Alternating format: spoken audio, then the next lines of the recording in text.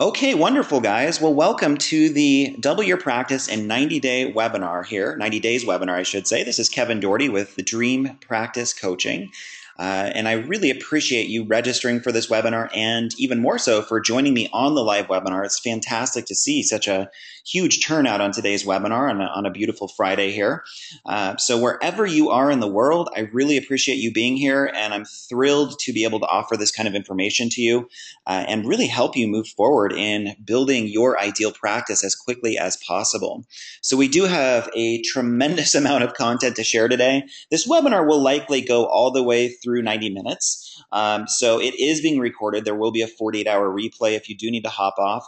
I do encourage you to stick around for the entire webinar because I can pretty much assure you that everything I'm talking about here has been battle tested through years of coaching experience, through years of building my own successful private practice. Everything that I'm going to be sharing with you today is highly relevant to your success. This is going to be a no fluff zone here on today's webinar. And quite frankly, I honestly don't really have anything to sell you guys. But at the end of the webinar, what I will do, if you like today's presentation, you've received some value from it, I will share some details about how you can work with me in a coaching program or in any sort of context, just in a little bit more depth. So you can hang out till the end of the presentation for that. But you know, the vast majority of what we're talking about today is just helping you move forward. And I want to make sure that you leave today's webinar with just a ton of great content, insights, and tips, and that you're very clear about what you need to do, what sort of action plan you need to have in place to attract more clients or patients and just scale up your practice to the level that you really desire. So with that said, guys, let's go ahead and dive right into the presentation. And the other quick logistical point I'll make is that if you do have questions, I absolutely welcome your questions. However, I'm going to save all questions till the end of the presentation. I've just found that the webinar tends to flow a little bit better if I answer everybody's questions at the end. So at any point, though, if you think of a question that pops into your mind, feel free to just share that in the chat field there, and I'll be able to see it on my end. And I'll go through all questions at the end and just answer everything that looks relevant to today's presentation, okay? So let's go ahead and dive in. I'm really excited to be here with you guys. I think it's a great way to spend a Friday. I hope you feel the same way. So double your practice in 90 days. I know that is a somewhat bold claim, and I know that that might feel kind of unrealistic right now, or kind of like a stretch. I do assure you that there is a way to do that. I'm going to share a little bit about my own personal experience in actually doubling my practice within a couple of weeks, and sort of some uncanny, almost mystical kind of experiences that I had working with my mind and working with different kinds of ways of relating with my practice that seem to produce just some staggering results for me personally, and that I continue to use to this day in my coaching work for sure. So I'm going to come at this from a lot of different angles, and you're going to notice that my approach to coaching, you guys, is always a fusion of personal and professional development. I really don't think we can separate out your mindset and doing the inner work and how you're perceiving your reality in front of you from those outer steps that you need to take, your marketing, your practice management. And I know that a lot of practice management and marketing consultants out there really look at things from more of a mechanical perspective, and they're all about the numbers, and it's all just about kind of making more money and getting clients. While all of that is very important, what I've also become highly sensitive to and aware of is the fact that for the vast majority of you guys, you're not really going to be fully engaged with that kind of material. We have to infuse some spirit, some life into it, and make it highly relevant to your own personal development as well. And that's where we can help you develop like a real passion for marketing and entrepreneurship, is if we can weave the conversation into your mind and how you work with yourself on a daily level and just doing that inner work. It's so crucial to your success. So it's my goal, it's my job today to keep you guys like really engaged and inspired by what you're learning, not just that it's this mechanical, just like, okay, do this and do this, because I know for a fact that I'm going to lose a lot of you guys if we just keep it like overly mechanical. So I think you're going to get a really great blend of practical action steps and looking at things from a numbers perspective and breaking down the science of your practice. That's so important to do. But we also want to look at that more intuitive kind of slash spiritual or emotional perspective and really come at it from all angles. So I hope that sounds cool. I hope it sounds valuable. And that's probably why you were inspired to join me today, which is great. Quick overview of what you're going to learn today. I'm going to teach you an easier way to build your ideal practice that will eliminate about 95% of the stress that you're currently feeling. We're going to talk about how you can actually charge higher fees for your services and attract more clients as a result. Most of us think of this the opposite way, where we need to discount our services in order to build our business. So we're going to definitely try to reframe that for you. The biggest mistakes and pitfalls practitioners make and the exact steps you need to take to avoid them. So after going through many years now of coaching practitioners, I've definitely seen there are some kind of universal mistakes that are made, and I'm going to highlight those today and make sure you're not making those in your own practice. And also how to set up a simple but very powerful online client attraction system that brings ideal clients or patients to you like a magnet. Absolutely possible, and it's super important. So I hope that sounds interesting to you and appealing. Then let's go ahead and just keep moving forward. So I know that for some of you guys, you're probably new to me and I'm probably new to you. So I wanted to just share a couple of minutes about who I am and my background, a little bit about why I'm qualified to share this kind of information with you, so you know you're in good hands and that this is going to be a great fit for you. So over the past several years, I've had the good fortune of definitely becoming a leading authority on practice building and marketing. We've had the good fortune of working with thousands of holistic practitioners and healers, coaches at this point. So naturopaths, chiropractors, acupuncturists, life coaches, massage therapists, psychotherapists, you name it. We've really built an enormous online community offering this kind of support, and I've seen that it's desperately needed. So I'm really passionate about it, and I think it's a great fit for so many practitioners out there who are intent on doing very positive things in the world and making a great impact, but they don't know how to get the word out. They don't understand marketing, and maybe they're holding on to some financial limitations as well. So I'm the author of Build Your Dream Practice, Online Mastery for Holistic Practitioners, and The Purpose Principle. The Purpose Principle was my first published book that came out several years ago. That was basically my kind of experimentation in a writing style about like looking at the relationship between life purpose and chronic health issues. And in my practice, this is just a recurring theme that I noticed, was that to the extent that my patients were disconnected from the work and the role that they were really meant to be fulfilling, that would activate their innate gifts, that was the extent to which they were plagued with low grade, sometimes not so low grade, chronic health problems. And those could take a myriad of different forms. So that book basically kind of highlighted my own understanding of that and gave people a lot of insights into that relationship. And yeah, it was great. It was very well received. So I was really blessed to have written that. I'm a huge writer at heart, and I love writing books and ebooks, blogging, things of that nature. And like I said, we've worked with thousands of practitioners over the years, which is awesome. And what's interesting about my experience is that, before I jumped out into my own private practice, I literally had like zero experience or interest in marketing, in financial empowerment, in all of these topics that are so vital to our success. Like, this was not even on my radar screen. So it literally makes me feel like if I can do what I've done in business, every single person on this webinar can absolutely accomplish a similar level of success. So just a quick little blurb about my background, and I'm going to kind of weave my story into the conversation today a few times. I went to I got my bachelor's degree from a private college here in the Boulder area called Naropa. And just because I struggled a lot when I was a kid in my teenage years as an early adult, I for whatever reason, I just came into this world with a lot of deeper questions and, really never felt very integrated into Western society and felt like I was kind of constantly questioning things a lot more than people that I saw around me. So I knew that, my greatest priority in life was kind of getting some existential clarity, you could say. So I devoted a lot of my early adult life to meditation and spirituality and Eastern traditions. I was really into Tibetan Buddhism for many years. And that was really my interest level. So it wasn't until I jumped out into private practice, though, I got my master's degree. And I knew that, coming out of school, that the success was to be had in a private practice. That was where the potential was. But it dawned on me very quickly, like if I didn't have any real marketing or entrepreneurial skills, I wasn't going to be able to pull that off very well. So that was when the light bulb went off for me. And I'll pick up that story in a little bit. But I wanted to share that just because I know a lot of you on this webinar are kind of coming from a similar background. You know, you got into this work to help people on a fairly deep level and to really develop more internal clarity for yourself about your own purpose and your own emotions and beliefs.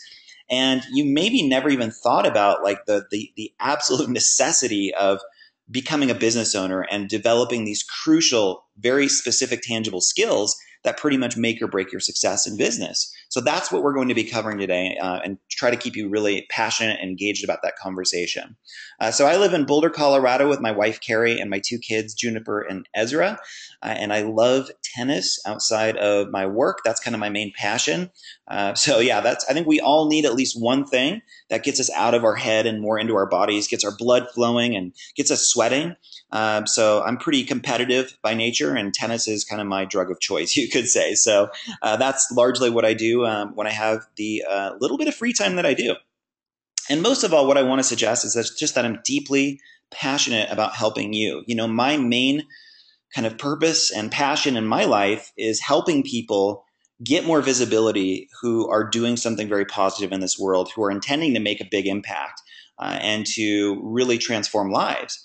And I'm sure that's what everybody on this webinar is attempting to do. But you're here right now because you've probably felt some frustration or some challenges, or possibly even some like acute pain and anxiety around how to get your message out there and how to monetize what you do in a way that is truly fulfilling, truly freedom-based, and that is a win-win for you and your clients.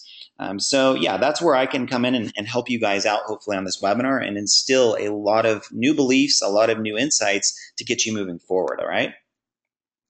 So along those lines, let me ask you this. Have you experienced any of these particular frustrations? And I want you to be very candid about this and really just dig deeply in yourself. You know, this webinar is kind of a rare opportunity, I think, to really get a tremendous amount of clarity about where you're really at right now and what's holding you back. And I really believe that awareness is always about 80% of the healing process. Just by shedding the light of awareness on what's actually taking place and the impact that is having in our life can be a tremendously profound gateway into very natural and seamless change, transformation. So you know you're good at what you do, but you just can't seem to get your message out there. Very common issue. You don't bring in clients or patients in a consistent and predictable way. So I call this the practice roller coaster, where you just feel like your practice is constantly up and down. Every week is different, and it just feels like it's groundless, right? Like you can never get this feeling of just flow and stability with it. And that gets really old. I mean, that's definitely one of the main recipes for burnout, is if you just feel like you're riding this constant wave of ups and downs. You rely heavily on referrals, but you aren't getting enough of them in the door. Now, don't get me wrong, referrals are fantastic. You want as many of them as you can. But what you're going to see in this webinar is that if you rely too heavily on referrals, your progress, your growth is going to be really slow, and it's going to be frustrating a lot of the time. And I say that with total confidence because I've seen it happen to literally hundreds of practitioners. You attract too many clients who are looking for a miracle or who don't really get what you do or how your process works. So do you get people in the door who come in for like one session, two sessions, and they just want these amazing shifts to happen like right away? That gets pretty frustrating for a lot of us too, where we're not really attracting the people who are most capable of receiving what we have to offer. Or you feel that you need to lower your prices in order to get more clients. So are you buying into more of that kind of discount mentality where you're going to be the cheapest in town in order to attract the business? From what I've seen over and over again, that mentality is actually a total recipe for burnout, and it really doesn't lead to the kind of prosperity and freedom that we want to see happen in our business, okay? So there are obviously many scenarios in our practice that can frustrate us. These are some of the ones that I see time and again. And I'm sure there's at least one on this list where you're nodding your head going, yeah, that pretty much summarizes me. And if not, I'd encourage you to dig a little deeper, because if you've been in practice for some time, it's almost inevitable that one or more of these issues is coming up for you. So if you actually implement what you're going to learn today, then I'm extremely optimistic about your future success. And it's my goal to instill in you a radically different mindset and belief system than probably most of what you've heard from colleagues and teachers and mentors to this point, because I know there's a certain kind of poverty mentality out there that says, oh, it's so hard to make it in private practice, or, it's going to take you 10 years to break even. You're going to hear a very different stance on my end today that I hope fills you with a lot of hope, inspiration, and confidence. So I am very optimistic, but I also want you to know, we need to be realistic about this, that it's very true. 80% of small businesses fail within the first 5 years.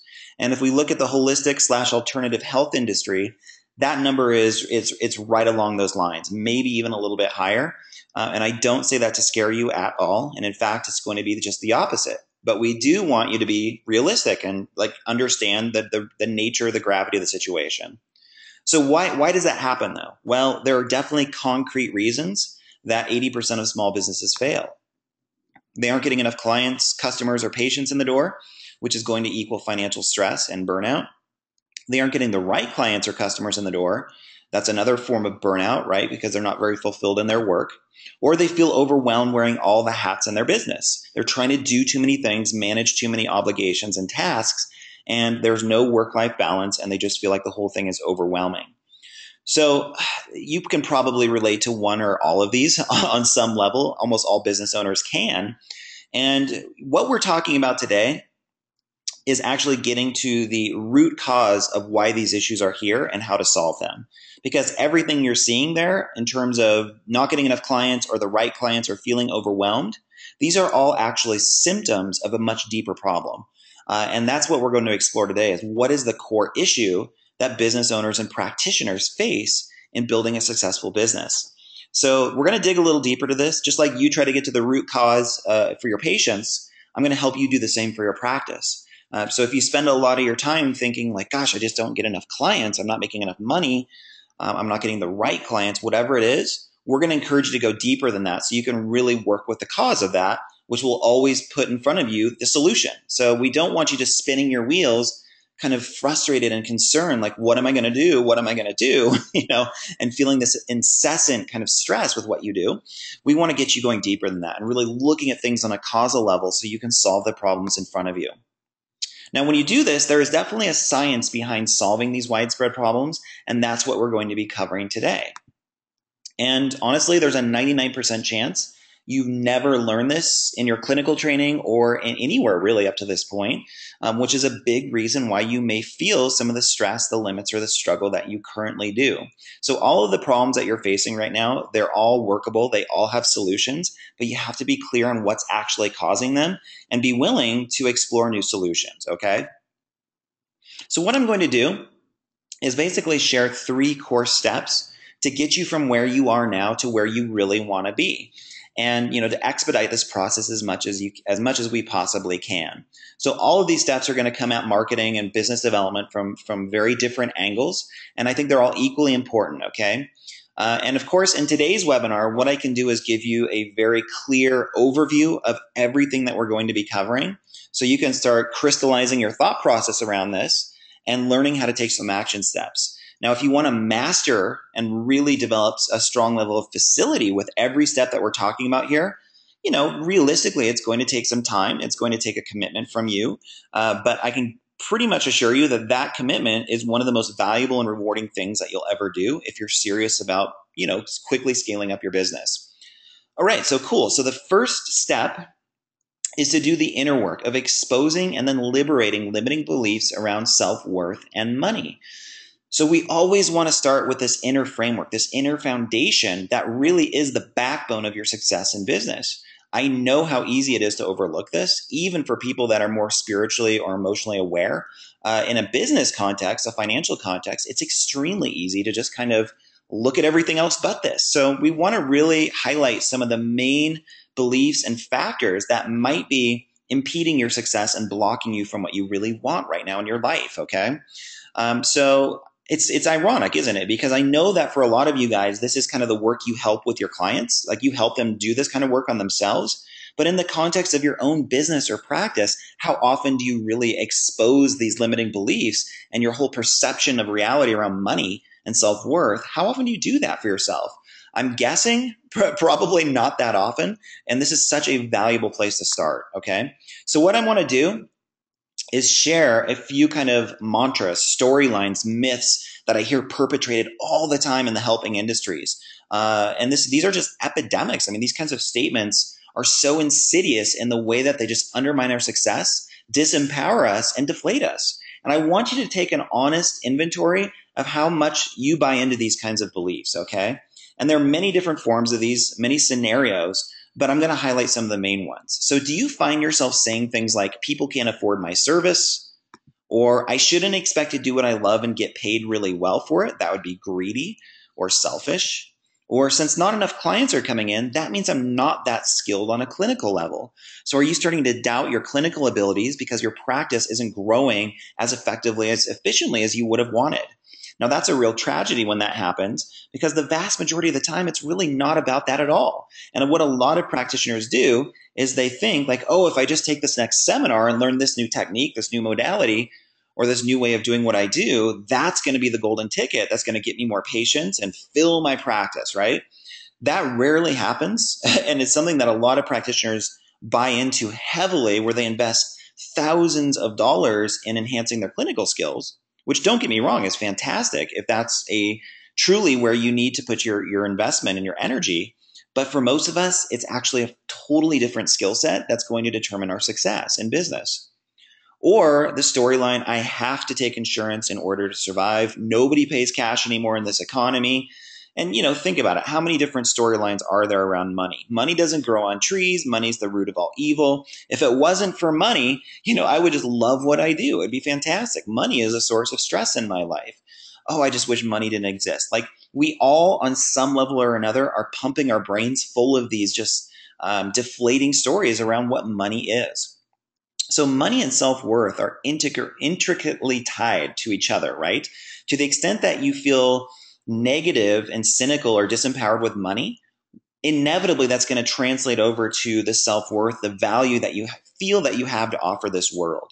And so the reason this is so important is that you want to exude nothing but value and confidence, conviction in what you offer to your environment. And if you have money blocks, limiting beliefs around your finances right now, I can pretty much guarantee you that you're putting out a somewhat repelling energy to your environment that is causing people to look at what you do and either procrastinate on moving forward or just say no to it. Say like, you know what? I don't think so. I don't think I want to do this. And that honestly, I don't mean to sound like harsh at all, but that is exceedingly common. And it's interesting because I can typically go to somebody's website, and this is just a skill that I've developed. It's almost like an intuitive, and we all have this, right? But it's kind of more or less an intuitive / psychic thing where I can go to somebody's website and I can kind of assess within a few seconds kind of which side of the fence they're on, just in the way that they feel about themselves, how much worth and value they exude to the world. And even sometimes, like, do they have a lot of financial hangups? Are they holding on to a lot of limiting beliefs around money? So we want to make sure you're coming from a place of internal clarity and confidence and abundance in the way that you build your business without question, all right?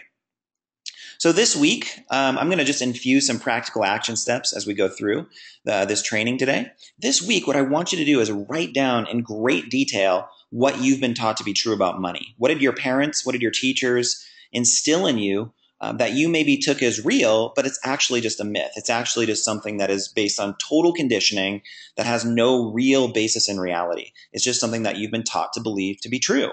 So I want you to get very, very clear on that, go deep on that. And what we want to start doing is disentangling you from identifying with those beliefs as who you are. Because if you think those things are real and that's just you, that's your life, there's not much wiggle room to transform your situation, right? It's pretty heavily locked in. We want to get you to a place where you see that everything you believe to be true is highly malleable, highly changeable, and that just through a certain kind of new training and working with your mind in new ways, you can basically adapt your mind to do whatever you want it to do, whether that's in relationship to money or relationships or work, whatever, right? Everything is very open in our human reality, but we oftentimes get so locked into our beliefs and we assume that certain elements of our reality are totally real and that's just the way it is. In many Eastern traditions, that is the basis of suffering as a human being. That is what perpetuates the wheel of suffering and limitation, right? So we have to have some ability to see our conditioning, our beliefs, even though it feels so solid and real, and we've believed these things for so many years. We have to have the courage and honesty to penetrate those beliefs and consider that they're completely false and fabricated, and they've just been pumped into us from probably well-meaning, but also limited sources. So I want you to really go dig deeply into that conversation with yourself this week. Why do you need to transform your relationship with money? Well, that's probably already been clear to some point, but let's dig a little deeper here. So simply put, I mean, you'll always make the amount of money that you believe you're worth. So if you're making 20,000 a year right now, or 200,000 a year, or 2 million a year, that is 100% based on what you believe to be true about the value that you bring to this world. It's never random. So what a lot of people do is they fight against that, right? They're like, oh my gosh, I'm only making $20,000 a year. This really sucks. What can I do to get a better job or get more patients in the door? And what they're not doing so much of is looking at this very intricate relationship between what they believe around the value that they bring to the world and the amount of money that's showing up as a result. There's a direct relationship always between the two, right? So I want you to look at that relationship this week. And instead of judging the external results you're getting financially or looking at it as a problem at all, neutralize that. Give yourself permission to let go of some of the stress or negativity or judgment you might have around your financial situation. And instead, just get very, very curious to develop a deep level of insight about what that relationship is between what you believe to be true and the amount of money that's showing up in your world right now. Because if you want to expand that and grow it, it really starts with changing your inner blueprint around money, right? Investing in and developing your clinical or marketing skills will never really work all that well if your financial belief system is broken. And once again, I see this happening all the time. And we think this next seminar, this next book, this next teacher, guru is going to be the solution that's going to magically fill our business and get us successful. And then we're constantly brought back to the same place of frustration. And we're like, why is this so challenging? Well, when you fix your financial belief system, it puts you in more of a state of flow, right? You get into this state of ease and enjoyment and flow with your work instead of it being this constant fight and this feeling of limitation that you're up against. Now, this is a very interesting one, that your clients or your patients can energetically sense how prosperous or abundant you are, or how contracted or fear-based you are with money. And a lot of the times this happens on a very kind of subliminal, subconscious level, but it's still there. And like I said, there's either an attracting or repelling force at work in all of us in the way that we build our business and essentially run our lives. People are feeling that from us constantly. So your practice will always be one of your greatest mirrors, one of the most powerful mirrors you have to show you what kind of energy you're radiating to the world, what you believe to be true. I would say the top three are kids. If you're a parent, you know this to be true. Marriage, if you're in a marriage, you also know this to be true, and running a business. Those are the top three mirrors we really have, and perhaps illness. You know, if you've gotten sick or had some sort of major affliction, that of course is a huge teacher in this way. But yeah, I mean, the business, man, it is right at the top. It'll show you so clearly what you believe and where your energy is at right now. So of course, you want to attract clients who just fundamentally receive what you offer, who get the value of what you bring to the table, and who there's just a congruence there energetically. So that's the way we want to structure your marketing. So it's this inner work and expanding your blueprint. It's absolutely vital to attraction-based marketing. You absolutely have to be an attractive person for it to work. There's really no way around that. Limiting money beliefs can literally block you from attracting your ideal clients and creating your ideal life. So you can do so many other things well and put a lot of effort, willpower into other elements of your life to get things moving, to make them more successful. But if you're holding on to these subconscious money beliefs, that alone can absolutely undermine and block you from everything you want in your life. Because money is one of the central hubs upon which our lives revolve as adults in the society. There's no real way around that in a capitalistic society. We can try, we can certainly try to escape it. What we're going to find is that it keeps coming back to kind of haunt us if we do. So instead of trying to escape it or deny it or judge it, we accept it. And we're like not only accepting it, but we radically embrace it. We look at it as a challenge. We look at it as essentially a fun game to play. How much can I change my inner blueprint?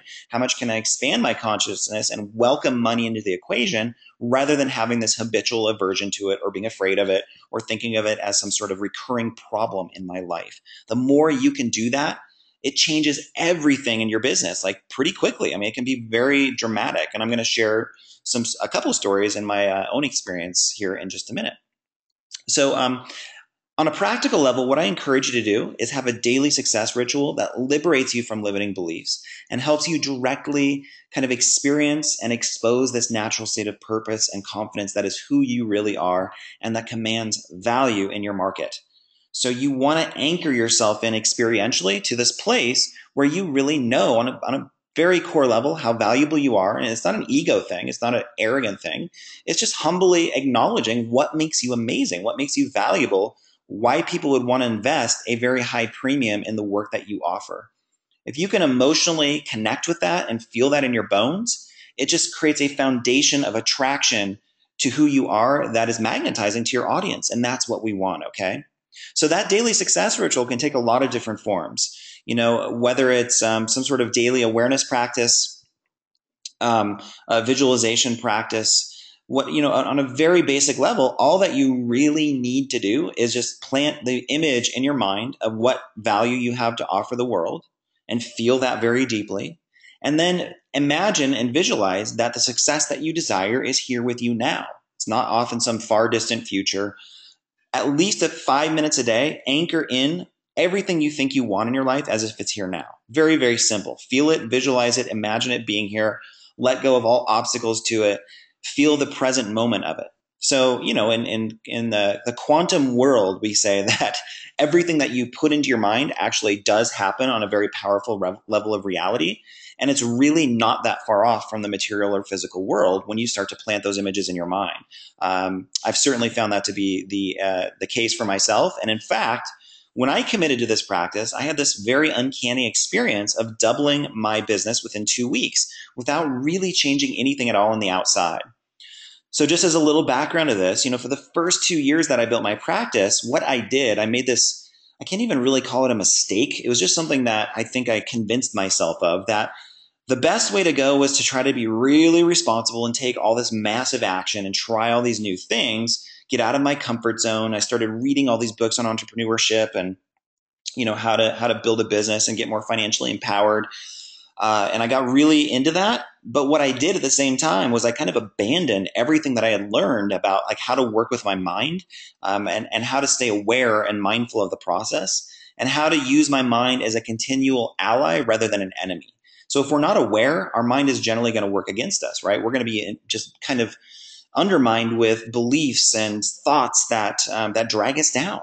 So we have to be aware of what's taking place between our ears. And I kind of decided to let that go for a couple of years because I was like, I just need to get out there and do a bunch of stuff and join networking groups and do talks and learn how to use the internet and advertise and try to do all these things, right? So after 2 years of doing that, it was very interesting because I had put in an enormous amount of effort into building my practice for those first 2 years, but I wasn't really seeing the results that I wanted. I mean, I was doing okay. I was up to about 20 patients a week. And I was like, this is okay. It's kind of like, a decent baseline. I'm doing better than a lot of the people I went to school with, but it wasn't nearly at the level of what I thought my potential was. And I was like, what is going on here? And I was getting to a point where that was getting really to be an urgent issue because I was burned out. I know my adrenals were just maxed out. I wasn't sleeping much. And I was honestly just using a lot of willpower to do what I was doing. I wasn't really even enjoying it, right? And I think just because I got so exhausted from that process, I came to this place of surrender kind of spontaneously where I was just like, okay, I need to do something totally differently. And all of a sudden I was hit with this realization that I had forgotten everything that I learned in Eastern training that I've had and mindfulness. And I was like, why don't I just spend like a few days reincorporating that in, working with my mind in a new way, replenishing myself, healing myself, letting go of all the expectations and the willpower and seeing what happens. So I did that. I blocked out my schedule for like 3 days during the week. I didn't see patients, and I just sat in my office, did a little retreat, and just spent the day like kind of visualizing what I really wanted and getting clear on what my purpose was, on who my ideal patient was, what my ideal schedule looked like, how I really wanted all of this to go. I just kind of put it out there without any expectation of it coming back to me. And I did that for, 2 or 3 days pretty consistently, kind of, not even like super like intensively, like maybe just for a few hours. And then after that, I was just kind of like, oh, well, that was good. I feel really good about that. And then I just let it go. Um, and I just kind of went back out into the world, so to speak. And what the interesting thing about that was, at that point, my phone started just ringing off the hook for the next 2 weeks. It was the weirdest thing. And I still to this day don't fully understand the process intellectually. But it showed me something very clearly, that our minds have a tremendous power over the realities we see in front of us. So just by surrendering and putting myself in that new space and getting very clear on what I really wanted, it was like an instant shift in my outer results. And my practice went from 20 to 40 patients a week within 2 weeks. And it never really looked back at that point. So I really believe we're constantly putting out messages to the universe about what we want on a core level. And if that message isn't really isn't like 100% unified, and we're putting out more like contradictory intentions based on one part of us wants to grow, one part of us doesn't, that's always going to stump us. That's always going to stall our progress, right? Or stilt our progress. So I got to this place where I just surrendered all of the conflict. And from there, it was like this unified precedent for growth that I put out. And it just got reinforced back to me very, very quickly. So very interesting, right? And I never really looked back in that. Like I always use these kinds of strategies or techniques as the backbone of my business. Definitely in the coaching work that I do, that is just a huge part of my daily life, is working with my mind. So it's really working for me rather than against me. So I can't guarantee, of course, that you can double your practice if you do that just from doing what I did. But I certainly don't think it can do any harm. And I think it really is a long-term practice that can benefit you on so many levels. So yeah, we could spend the entire webinar just on this because it's such a vital topic, but we do need to move on. I hope this alone helps you and just gives you some insights into how to work with your mind and get that daily awareness practice going. So you're really infused with energy and purpose, clarity every day that you're building your business, all right? Cool, you guys. I'm going to grab a quick sip of water and just do a quick check-in, make sure everybody's doing well. Can I just get a quick show of hands from you guys? Go ahead and click your hand icon if you're enjoying the webinar, getting some valuable tips so far, and feeling already a little bit more enthusiastic, positive, inspired, hopeful about your situation. Cool. I see a lot of hands going up, which is great to see. Thank you, everybody, for sharing that. Very good. Okay, give me about 5 seconds and we'll keep moving forward, guys. Go ahead and unclick your hand if you'd like.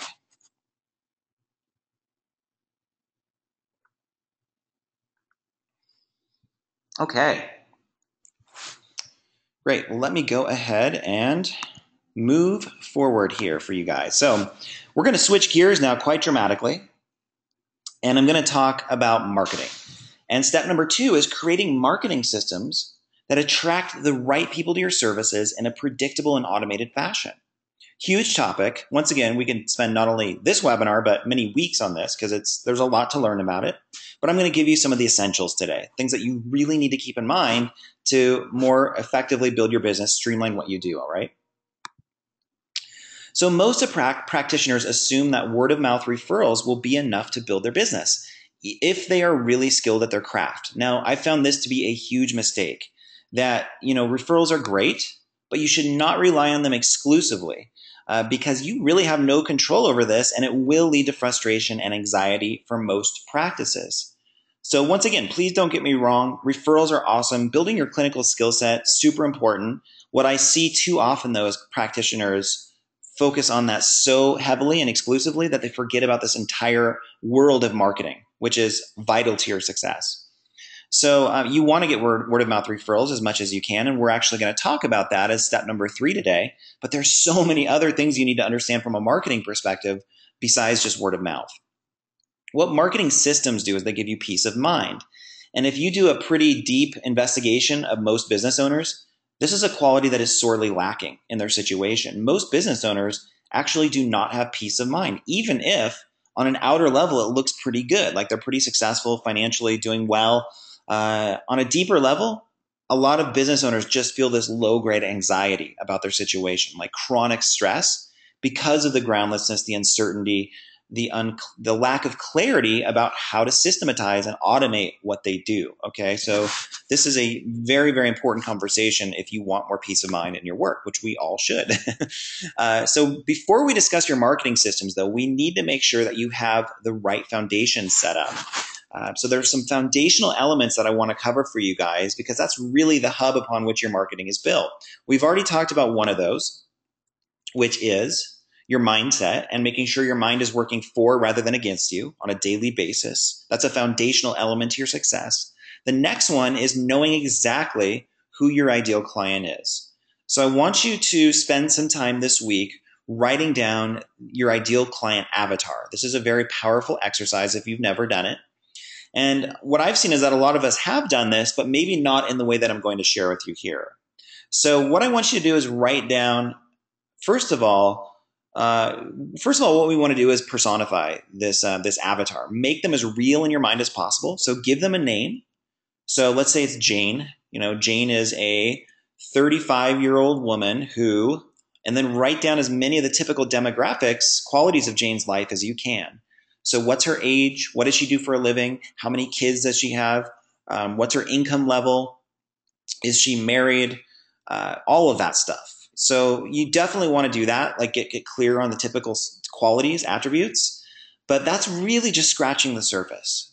It's important, but it's not nearly as important as the second step, which is what are the specific pains and challenges that Jane experiences, and the motivation she has for reaching out to you. What is she struggling with, right? So I want you to write down in detail, what is the pain that is bringing Jane to seek your care? And go a little deeper than just back pain or migraine headaches. Like really paint a vivid picture of what this pain is in Jane's life, and then also the practical and emotional impact of that pain. What is that doing in her life? Like, how is it affecting her relationships, even her finances, her other areas of her health, her parenting, her work performance? Like, go through all the other systems of her life and paint a picture very clearly of how her health problems, her challenges, are undermining her quality of life on many different levels. So write that down in great detail. The next step is writing down, what is Jane's emotional relationship with her pain? What sort of story does she have about her pain? What sort of meaning has she imparted to her pain? So this is very, very different for everybody. Some people will come to you and they are very deflated. They're more like a victim about their pain, their challenges, and they just want you to take it all away and annihilate it for them, right? Whereas others are going to come to you in the exact opposite way. They see you as more of a facilitator of change and, like more of a coach slash advisor almost, rather than somebody that can magically take all their pain away for them. So what's the kind of person you want to work with? How do they feel about their pain? What is their relationship with what's going on? And get very, very clear about that for yourself. Now, this is an exercise that a lot of us have never done. We just assume we should kind of work with anybody who calls us or anybody that has a certain kind of pain.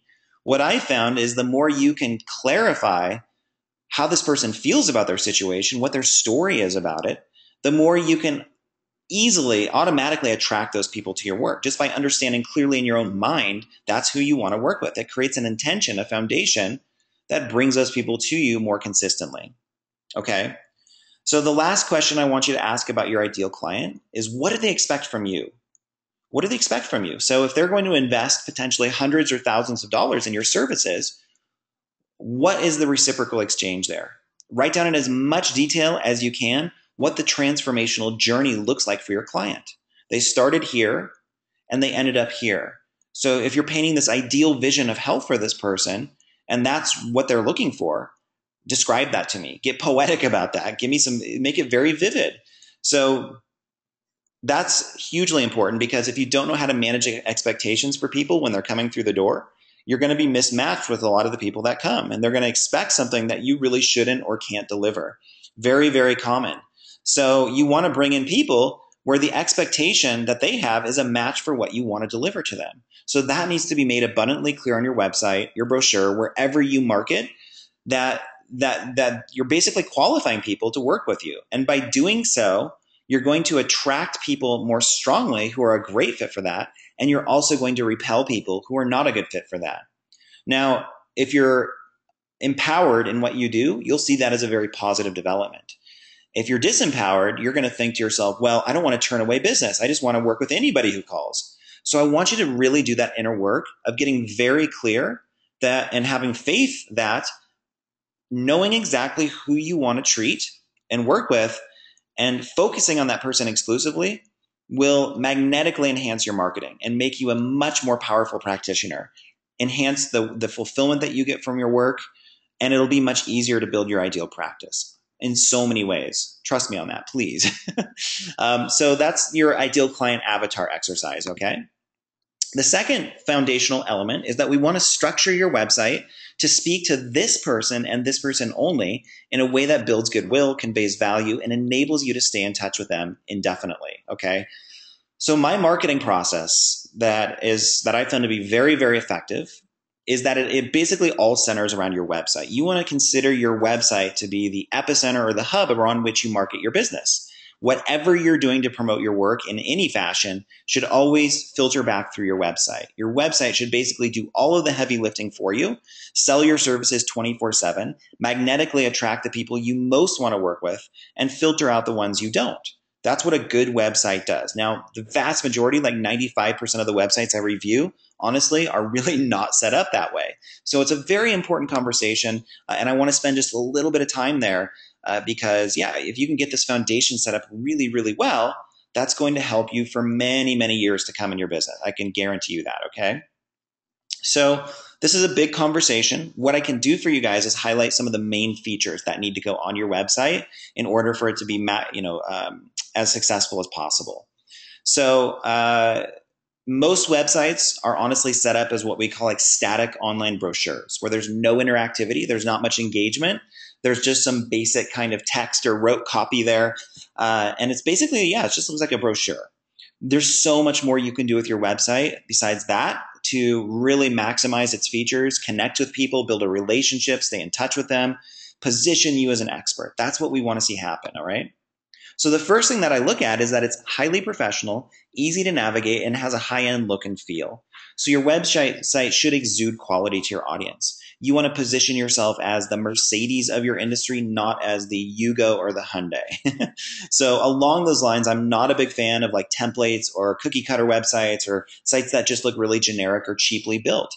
If you're serious about your business, you want to exude quality, man. You want that website to be a total match for the level of value and quality that you bring to your clients and for the price point that you offer. So if you're charging $100 an hour for your services or more, and you're sending people to a cheap looking website, don't you think there's kind of a disconnect there for your audience? Now, I know how tempting it is to cut corners in all ways and to just try to save a buck here and there. Your website is one of those areas where you don't want to cut corners. It's one of the most important investments you can make without question. The second thing that I look at is lead generation. Lead generation, it can be defined in a lot of ways, but it's basically getting people to raise their hand and say, I'm interested in learning more, but I'm not quite ready yet. So it's this intermediary step between initial exposure and picking up the phone and calling you to invest in what you offer. Now, most people, when they're initially exposed to your work, are going to be much more likely to raise their hand and become a lead for you rather than a paying patient or client. It's actually pretty rare for people to just see your website or pick up a business card and just immediately call you without any sort of follow-up or any sort of relationship building. Especially now in the internet age and social media, people really expect that. They want to be empowered when they make a buying decision, especially if they're looking at several hundred or $1,000s, which is what a lot of you guys are about, right? So, which is great. I mean, you definitely want to, charge what you're worth, but you also want to make sure that you take people through a process where you can educate them, build a relationship, overcome their objections. So by the time they do call, they're a great fit for what you offer, and they already see you as the go-to expert in your field. That's really what should be happening over and over again through your website, okay? So if you're unclear what lead generation looks like or how that's set up, I'm going to actually hop off the PowerPoint here in just a minute and just give you a couple quick examples of that, all right? Social media integration. So that's where you put like and share buttons on your website, connect with us buttons for Facebook and Twitter, or wherever you're engaging on social networks, and also where you have your Facebook fan page box. You want to put that on your website as well. So the reason that we want to have social media integrated into your website is you want to consider it, I call it like a virtual icebreaker for people that are new to your work. So if they've come to your website and they're feeling out what you do and to see if it's a good fit for them, well, instead of them having to make a buying decision like right there based on honestly probably not a ton of information, what they can now do is they'll see a button that says, oh, like our fan page here, and they can click on that. Then they can go over to your fan page and they can see what you're about on Facebook. They can see some of the stuff you're posting, your quotes, your infographics. They can see how you engage with other people and answer questions. And they can get such a more intimate sense of who you are, which is only, if you're good, if you're good at this, it'll only enhance your conversion with people that are new to your work. And then if they're not ready to buy yet, to call you right now, just because they've liked your fan page, now there's a good chance that they're going to see your posts popping up in their news feed on a very regular basis. So every time they see your name out there in the Facebook news feed, they're going to remember you. They're going to be like, oh yeah, that's Dr. So-and-so or this practitioner. I should probably call them at some point. Or, oh, I really like that post that they just made. That's really cool. Maybe I should give them a call. Or, wow, that post got like 100 or 150 likes and shares. They must be really good at what they do because they're super popular. So whether we like it or not, this is what happens now in marketing, where we're using tools like Facebook to build social proof, show people that our work is popular and that others are engaging with it, and to keep our information in front of them on a recurring basis. Hugely helpful as a business owner. Benefit-oriented copy. So that's where you write more about the pains and challenges of your prospective client than about you. So you want to dedicate the vast majority of your website to them, to make it all about them, speak to them directly. And yeah, you want to talk about the features of your work too, and about your background, your credentials, your office hours. All of that is great. But what I see time and again is most practitioners, that's all they have. So they don't really have any conversation that is really getting into the mind of their ideal patient and saying, we understand you, we get where you're at, and here's exactly how we can help you. Sounds very simple, but it's easy to overlook. So cool, guys. Those are just, there's a lot that goes into an effective website, but I'm going to hop off here and just go ahead and show you one of the sites that my web designer, Rachel, built. Now, she's built dozens of sites for our clients at this point. So I could choose many to show you, but this one is, it's good like all of the others, and it has a lot of the elements that I like to see on a website. Okay, so the first thing that you're going to notice is more of a high-end look and feel, where the colors and the graphics really stand out and catch the eye. So if you scroll down, it's bright, it's cheerful. The colors are uplifting, and it looks professional. It looks like a pretty high-end website. That's what you want. However that's fashion, that's definitely what you're looking for. The next thing that we see is the social media buttons up here. So you can follow this doctor on Facebook, Google+, Twitter, and so on. And so what happens now in the internet age, is that people will come to a website like this, and they'll see these buttons, and they'll be like, oh, well, why don't I click through to this person's YouTube channel and watch a couple of their videos so I can hear them speak, I can get a sense of who they are. And what that does, once again, is it enables them to make a much more empowered buying decision, because they're getting so much more information now because of the internet than they could ever before. So by the time they call, they're going to feel like they know this doctor quite well just from watching a couple of videos, checking him out on Facebook or Google+, right? So cool. If we scroll down then too, if we go way down here, we can see the Facebook fan page box where you can like his fan page right from his website. You don't have to be on Facebook to do that. So you want to get as many likes to your fan page through your website as you possibly can. That's a great idea. And then the opt-in form is where lead generation happens. So you see here where he's giving away a free ebook called Wellness Without Limits in exchange for people's name and email address. So you position this in the top 1/3 of the site so it really stands out. Now, I would ideally like to see a little bit more of an enhancement here and a little bit more copy about what you get in this ebook and why it's so awesome and important. So this could definitely be enhanced to get more conversion happening, more leads generated. But you get the idea that there's an image of this cool ebook that you get for free that's going to educate this person all about naturopathic medicine and the value, and give the value of this form of care, and give away a lot of great health tips and nutritional tips. We actually have these ebooks as marketing tools that different practitioners can use. So right now we have one for naturopaths, which is this one here. We have one for chiropractors, and we have one for acupuncturists, where you can co-author the ebook, put 1 to 5 pages of your own content into the ebook. And then basically my web designer, Rachel, will format the ebook with your name on the cover, your content in the back of the ebook with your website on it. So it's all structured for your website, your marketing. And that way you can use it as a lead generation tool on your website. So pretty nifty marketing tool here.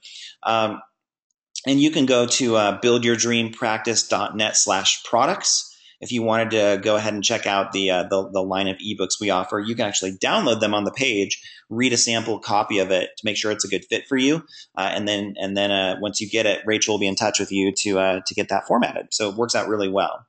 So there are lots and lots of ways to set up lead generation. It's a huge focal point of my coaching work, because if you can build your email list really successfully through offering valuable free products like this, that is one of the backbones of practice stability and automation that I'm a huge proponent of. It makes a big, big difference to have a massive database of emails that you can stay in touch with and build relationships with. It honestly can be so powerful that alone can take away about 90 to 95% of your stress in business, because that becomes your built-in network of people who know, like, and trust you. And eventually, as that list grows into the thousands, all you need to do is take really good care of those folks, and that becomes a self-perpetuating marketing tool for your business, which is awesome. So you want to build your list through your website as fast as you can, as proactively as you can. There are lots of ways to do it. And once again, this is a big part of the coaching focus that I have, is helping with these kinds of strategies. This is called direct response marketing, where we take people to a free offer. We get them to raise their hand and say, yes, I'm interested. I want to learn more. I'm not quite ready to buy just yet, but I want to stay in touch. And then you can stay in touch with this person, share a lot of great follow-up emails, just share tons of great value and content, build goodwill and trust, and they're going to be way, way more likely to work with you through that process, okay? So cool. Lots more I could say about that, but hope that gives you a pretty good overview of that process. And then if we scroll down, we also see a nice headshot of the doctor here. That looks really good. Ideally, I like to see a homepage video. We see that here as well, just welcoming you to the website and giving you a navigation around the site, what to do. The benefit-oriented copy. So I'm not going to go into too much detail on this, but you can see where the copy is speaking directly to you. You're likely here right now because you're ready to experience greater physical or emotional health. Maybe you struggle with chronic aches and pains. You're finding it difficult to turn your mind off and deeply relax in your life, or your metabolism just isn't what it used to be. So you can see he's painting this picture of what this person struggles with, and then he starts to go into some of the solutions and why this is a great choice and how he can help. So big conversation. This is totally unique to every practitioner in business, but I want you thinking in this direction right now to make sure you're speaking very clearly to your ideal client, okay, on the homepage of your website. So cool. Well, that's a very abridged version of how to set up a website successfully. It's a big conversation, you guys. If you wanted to do a consult with my web designer, Rachel, you can go to dreampracticewebsites.com and just click this contact button here. And when you do that, you'll see that you can actually schedule right here a 15-minute free consult with her. Basically, she'll help you, she'll answer any of your questions. You basically want to schedule that consult if you need an overhaul on your website, or you don't have a website yet and you need to get set up online. Super important for your success. So Rachel's awesome. She's been just raved about from our clients. She's one of those rare designers that really understands web design from both a design and marketing perspective. Just because Rachel and I have worked together for like 7 years now, she's gotten very clear on my process on marketing and seeing how effective it is. So she designs sites really from that angle. So it's both the aesthetics and the marketing elements that we want to see in play on the site. All right. So she's happy to answer any questions, clarify her process, and that's where you can reach out to her if you wanted to learn more. So cool. Let me go back to our PowerPoint here.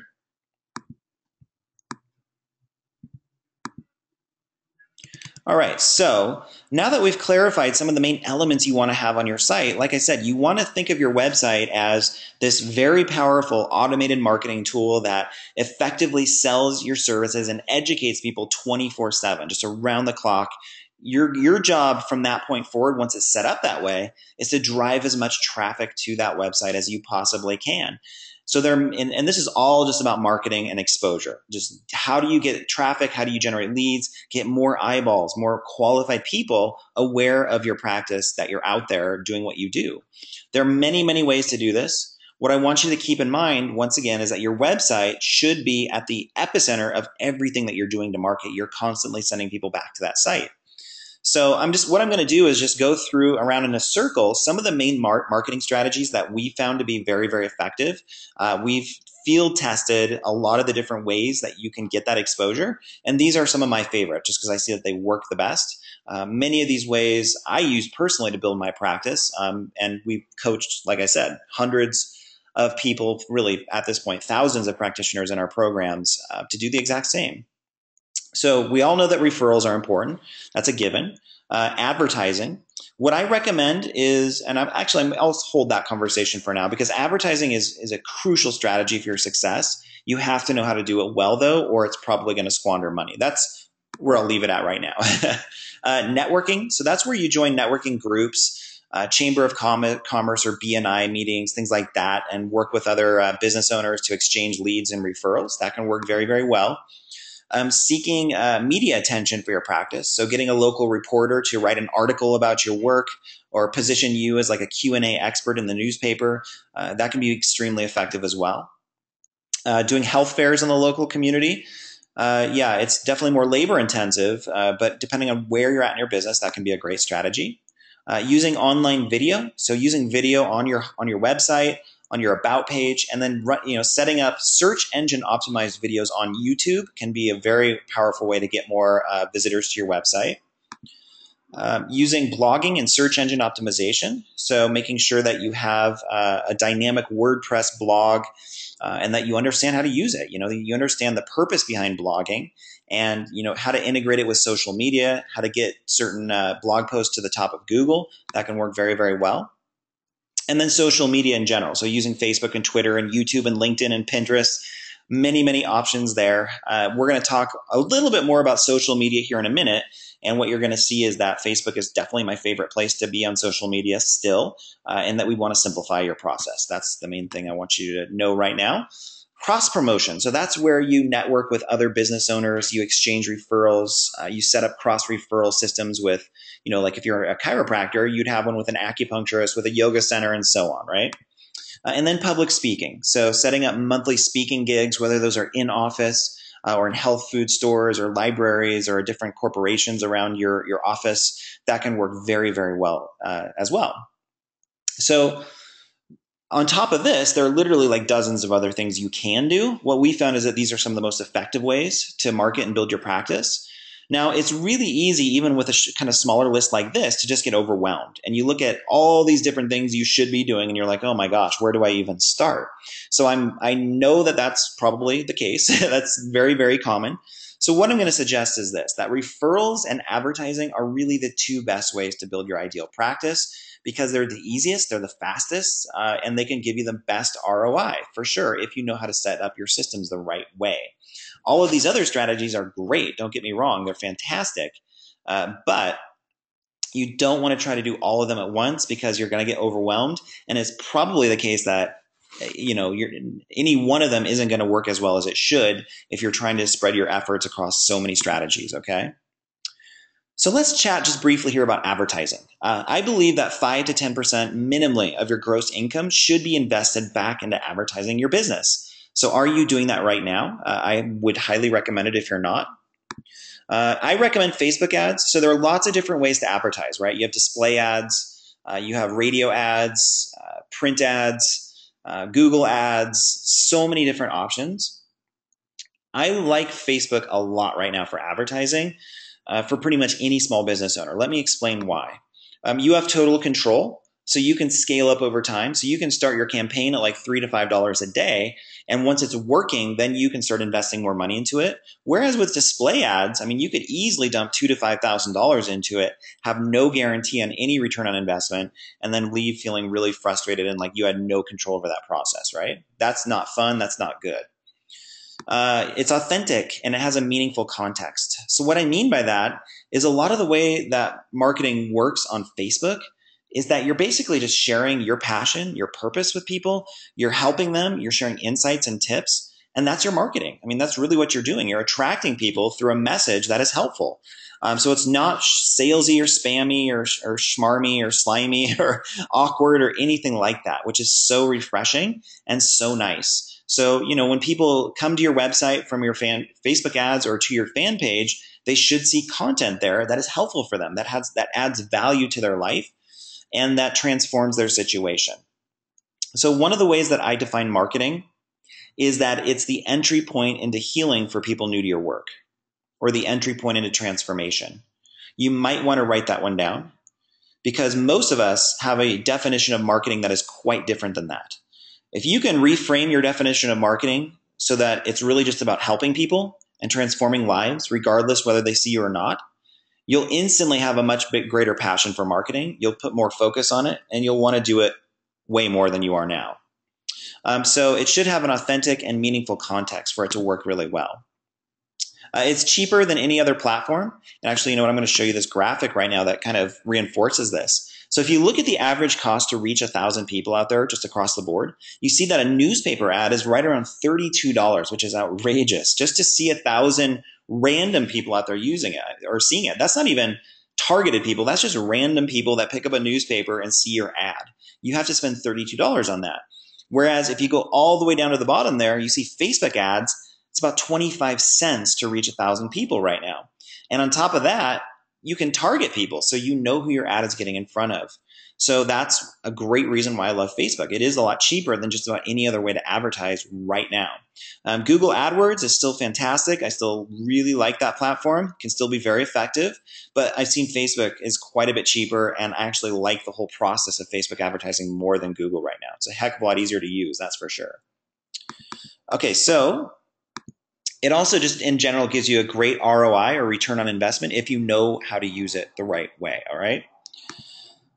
So Facebook advertising really works for any kind of small business. So just as a quick example, like one of my clients, Brenna, she's the owner of the Nest Nail Spa, and that's in Lakewood, Colorado. She used Facebook to gross over $20,000 income per month within her first 6 months of business. And her fan page is now well over 2,000 fans, and Facebook is by far her #1 method for website traffic and new sales, like by far. So when she started her business for the first couple of months, she was really stressed out and just concerned that it wasn't growing just by keeping her fingers crossed, which obviously never really works all that well. So she didn't know how to market, and she really didn't understand this whole process that I'm sharing with you guys today. So we went through a whole process of getting her website set up the right way, teaching her how to market on Facebook and make offers and advertise. And her business basically exploded. We have a plane going overhead right now, so that's a good chance for me to take a quick water break, guys. Hold on one sec.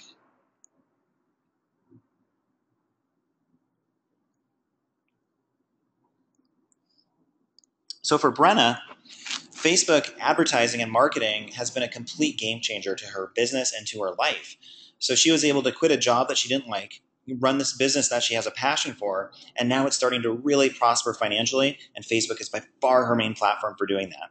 So we've seen the exact same thing happen for acupuncturists, chiropractors, naturopaths, coaches. Really whatever your modality is, there's a specific way you can use Facebook to generate great results and get a lot more exposure for your work. You have to remember this, though. The key to effective advertising is to let go of your attachment to getting more clients. Instead, you're just there to help. If people come in for treatment, that's great. And if not, that's fine too. This is really the most important and powerful mindset you need to embrace to sell more effectively. So we call this the art of selling without selling. You're not really selling overtly at all on social media. What you're doing is just reaching out to a ton of people who could potentially use your services and would gain value from hearing more about what you do. That's really it. You're educating them, you're building relationships, you're sharing a lot of great value and substance with them. And if you set up your marketing and your website the right way, a pretty good percentage of those people will reach out and want to work with you. So your thought process in your marketing should be to cast a very wide net and get way more people exposed to your work. Like for instance, in my coaching business, we have about 97,000 people following us on our fan pages right now. And you can see that's a very wide net that I've cast. Of course, not all of those are going to be clients of mine or even that interested in what I do. But just by having a very abundant intention to reach out and impact as many people as I can with my posts, with my blogs, with my website, if by setting up the marketing systems the right way, a good percentage of those 100,000 people do want to work with us. They become clients. They love what we do. And it's just a seamless process. So this is just one example of having a prosperous mindset as a business owner is like, I just want to help as many people as I can. And if they come in for treatment, great. If not, no problem. You have good marketing set up. You'll convert a lot of those people though. You really will. And that's the mindset that I encourage you to embrace. So there is a learning curve with Facebook ads for sure. I mean, you have to look at any form of advertising as a tangible skill set that you develop over time. It's a practice. But you can definitely jump in right now and start experimenting on your own with a $5 a day budget at facebook.com/advertising. And that's great. It's very low risk to just get in there and just start experimenting with a few ads. But with that said, getting the right mentoring and coaching on that is so helpful and it saves you so much money. And this strategy right now is really one of the most profitable skill sets you can develop as a business owner without question. So personally, I've spent well over 6 figures on Facebook ads over the past couple of years. And of course, the only way I could do that is if it was really profitable and giving me a great return on investment. So, you want to learn from people that have practiced that art and developed that skill in their own experience on a pretty high level. And that's where you're going to find the most rapid results for sure. So your goal on Facebook is to get likes and website clicks for under 50 cents. So if your lifetime client value is over $500, which it generally should be, then this should be a very profitable and dependable way to build your business fast. So if you can get clicks over to your website for under 50 cents and the average client pays you over $500, you should be able to invest enough into your ads, driving traffic to your site to see a healthy return on investment. So everybody's situation is a little bit different here in terms of how much they charge and how much the average client spends and how much you can spend to acquire a new client. That's really what this comes down to. But the traffic on Facebook right now is so much cheaper than other platforms that it's a lot easier to see some success with it for sure. All right, so cool. I'll just go through this slide. Then what I'm going to do is hop off and just show you a couple quick things in the Facebook advertising platform. So make sure that you have an automated way to follow up with prospective clients with any form of advertising that you use. One of the biggest mistakes people make in business is they spend all this money on ads and they just take people to like either a phone number or a website and you have no way to stay in touch with those people. You're going to lose the vast majority of business if you set up your advertising that way and your marketing in general. You always want to have contact systems set up to stay in touch with people effectively, all right?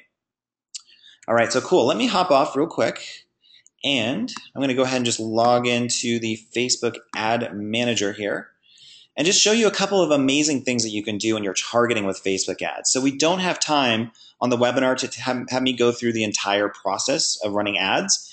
That is a big conversation, and it's something that I coach on extensively because it is such a deep and important skill set to get to know how to do this. But you want to think of this as like the visual I give to this, it's like turning a light switch of visibility on for your business. So if you feel like you struggle to get people to know about you and to become aware of you, if you know how to advertise effectively, it literally is just like you turn on a light bulb for your business of people like flooding you with interest and engagement. That's what you want. You want just as many people in your local area hearing about you, seeing your name out there, engaging with your blog posts, engaging with your fan page as you possibly can. So advertising is enormously beneficial for this. So I'm just going to take my local area here. And let's say I was building my practice in the Denver Boulder area. What I'm going to do is just under locations, when I'm setting up an ad, I'm going to go ahead and just specify some targeting features here so you can see how this works. So I'm going to choose Denver, Boulder, and just a few other kind of local areas here that I could draw business from if I wanted. And just one sec on that. That's actually pretty good. One more is good. All right, so I could add a few more, but this gives you a good sense of what I'm doing here. And now what I'm going to do is specify based on age. So let's say I want to work with people between the ages of 25 and 55. That's generally the typical age range of my ideal patient. Okay, and now let's say I generally like to work with women in my practice. They're 80% women, which is pretty common for a lot of us. So already we have a pretty targeted ad, right? I mean, it's going out to people in my local area who are women between the ages of 25 and 55. I'll also specify English speaking. And you can see here that I'm getting in front of 580,000 potential women on Facebook just with that criteria alone. So let's keep drilling it down though. Now, if I click this More Demographics button, check out what I can do. So I'll go under Financial and I'll click Income. And let's say I only want my ad to show for women making over $50,000 a year. So this way, if you're looking to build a cash-based practice and attract people who have disposable income, you can actually specify in Facebook's targeting features how much money somebody makes, which is honestly kind of insane that you can do that. That's like one of the most powerful targeting features available. So now my ad is showing just to women who make more than $50,000 a year, who are between the ages of 25 and 55, who live in my area, and I'm still getting around 200,000 of them that I can get my ad in front of, which is a great number. That's a good targeting metric right there, but I can still drill down even more if I want. So I can choose women who are interested in health and fitness or fitness and wellness. I can choose women who are interested in like spirituality. I can choose women who are interested in aerobic exercise, in weight training. Sometimes it's you already have that captured under a broader category there. So you can really drill down as much as you want on this. Whole Foods Market, for instance. And let's see how our ad looks here. So now my ad is going to show up to potentially 126,000 women in my local area who make more than $50,000 a year, who are between the ages of 25 and 55, and have expressed an interest in something related to the work that I do: aerobic exercise, spirituality, whole foods, and all of fitness and wellness.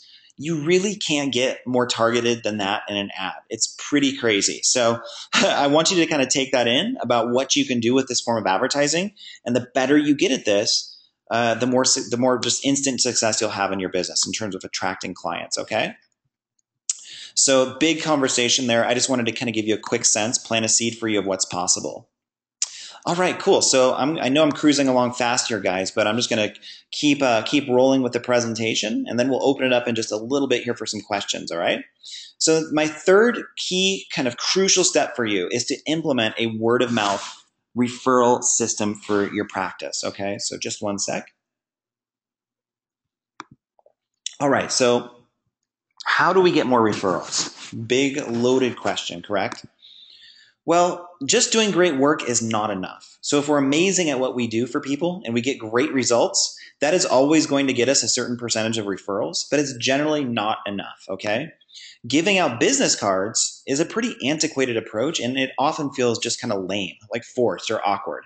So if you're currently using that strategy where you give business cards to satisfied clients and you say to them, hey, can you give this to somebody you know who's struggling with their health? That's way better than doing nothing, but it's probably not working as well as you want. The reason being that it's kind of a clunky way to do it. Like that person who gets that is going to stuff it in their purse or their wallet, and they're going to have to remember at some time in the future to give that out to somebody that they know. And that time may never come. It may come, but they'll probably forget. It's just not very convenient for people, right? And for you, it probably feels kind of forced if you're honest about it. So what we found after a lot of testing, and I did this in my own practice to kind of figure out how this works, is that the best method is to send an email to all satisfied clients with an invitation to send 2 people they know to your website, ideally to a page set up specifically for people being referred.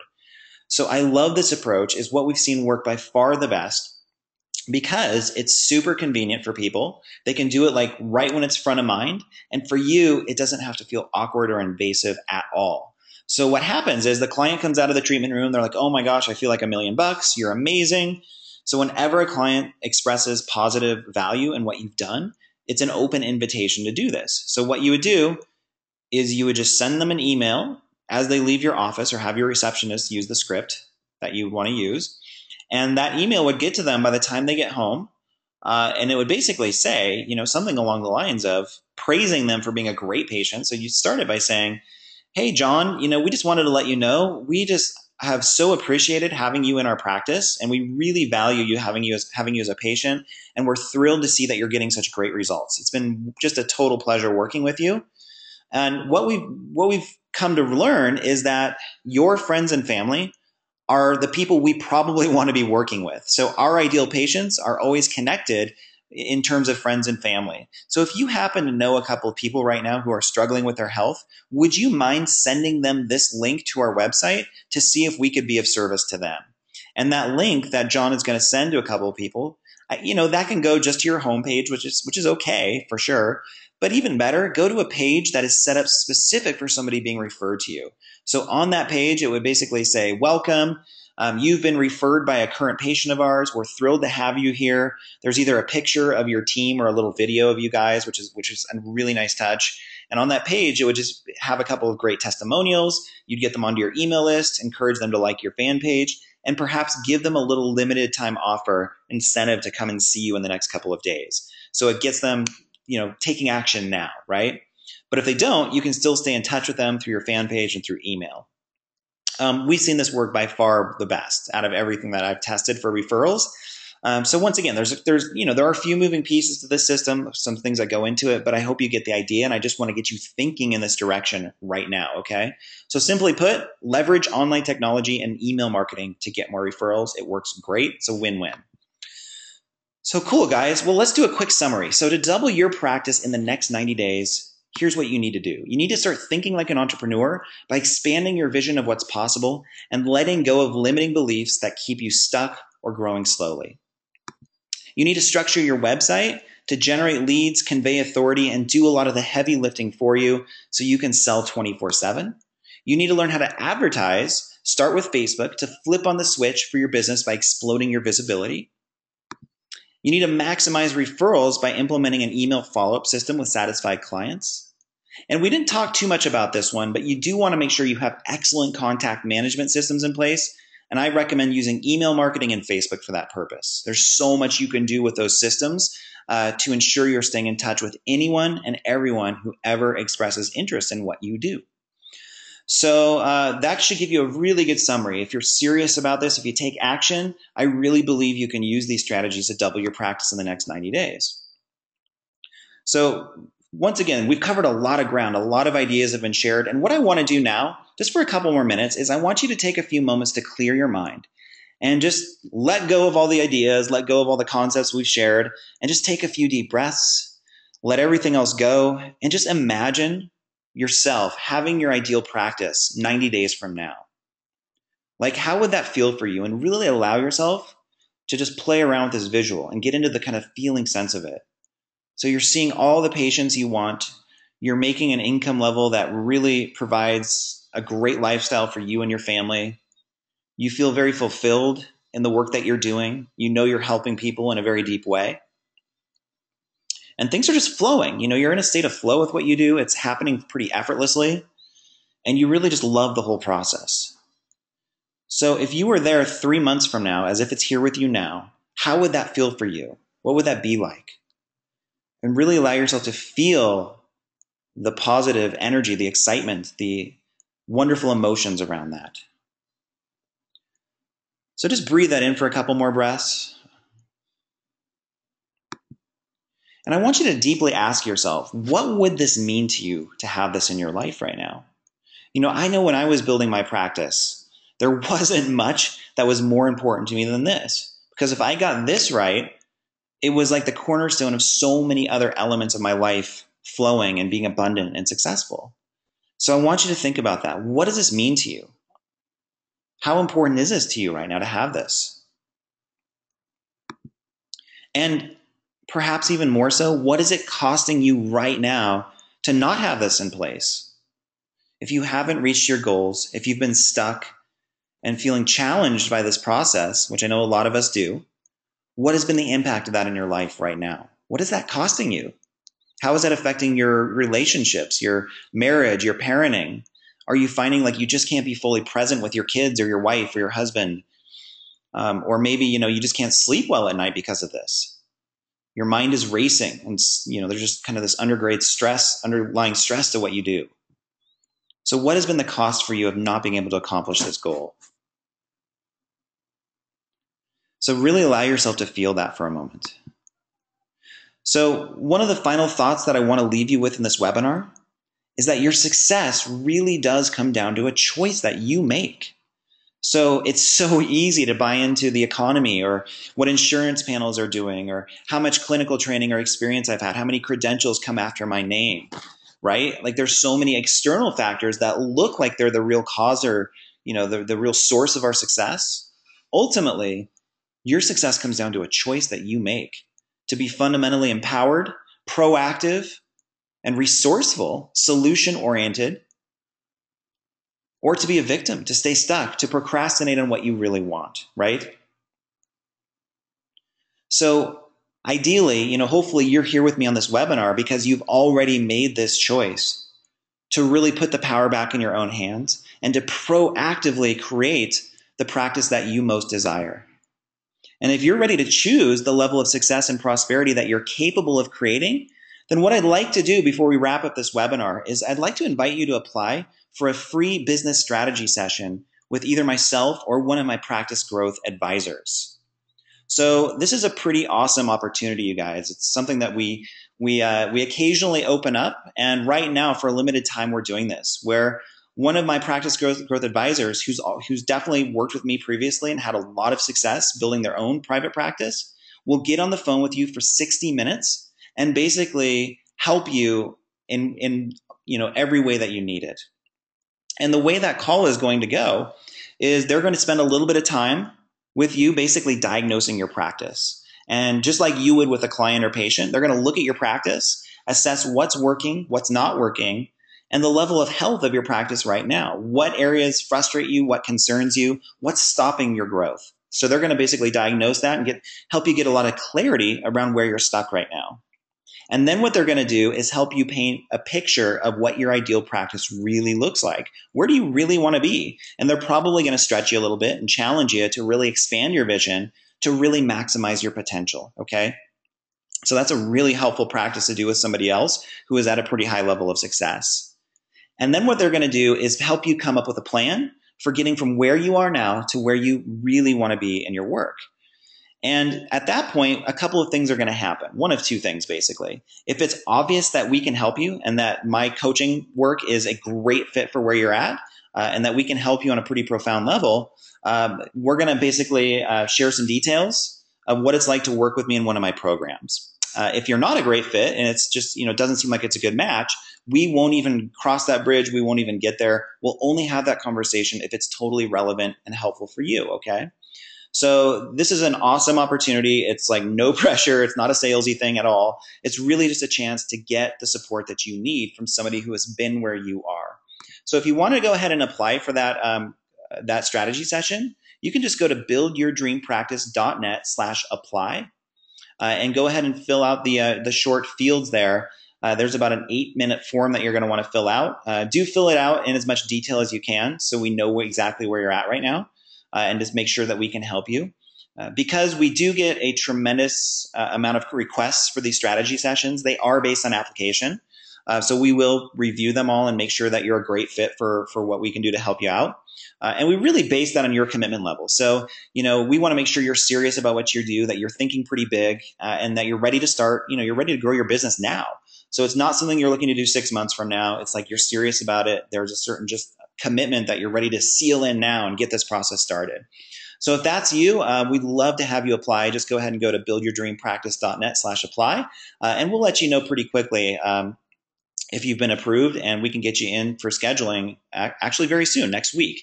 And actually along those lines, I wanted to show you one quick thing there about that. It's kind of funny, actually.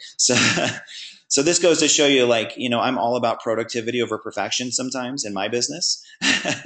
And so what we've done recently, actually the past 2 days, is we've gotten all of this integrated with online scheduling. So what you're going to do is fill out the coaching application here. And once you fill out these fields, you just click submit. And then what happens is it's going to take you to a page that looks like this, where you can schedule online. Now, because I'm still like learning how to use this, and we've had a couple of weird kind of technical glitches, what you're going to see is that, like, for next week, there aren't a ton of options set up, and I can't quite figure out why that is. So if one of the options you see works for you, fantastic, go ahead and grab it. But if it doesn't, don't get deflated or like feel like, oh, they don't have any time. Just know that we're going to get back with you, okay? So we'll shoot you an email pretty quickly, either way, whether you've been approved or not. And if you've been approved, we'll go ahead and I'll have one of my consultants probably just shoot you an email personally and get that scheduled with you for next week, okay? So yeah, go ahead and fill that out today, buildyourdreampractice.net/apply. We'd love to work with you and help you out in whatever way we can. And that's pretty much it, you guys. So what I'd like to do now is see if anybody has any questions. So let me grab a quick sip of water. And if you do have a question, you can go ahead and just type it into the little chat field there. And I will do whatever I can to help you. So yeah, we still have a great turnout on the webinar here. It's awesome. So don't be shy. If you have any questions, just let me know. Anything that I talked about, if you want me to clarify, or any insights that you've had going through this, go ahead and share them. That'd be awesome to hear where you guys are at. So Marianne is saying, I've been in practice several years. I get this. That's good to hear. David is asking, what is considered a good price for hiring someone to build a website? David, it can vary wildly. It really can. And it totally depends on the quality of what they're doing and whether it's a template or whether it's a customized site. If you had to go for like a very kind of standard ballpark, for like a truly professional customized WordPress website, you're generally looking in the neighborhood of $2,500 to $4,000. That's just industry standard for a good, solid website. What you can do, just go ahead and just chat with Rachel about her package and her program, and to see if that's workable for you.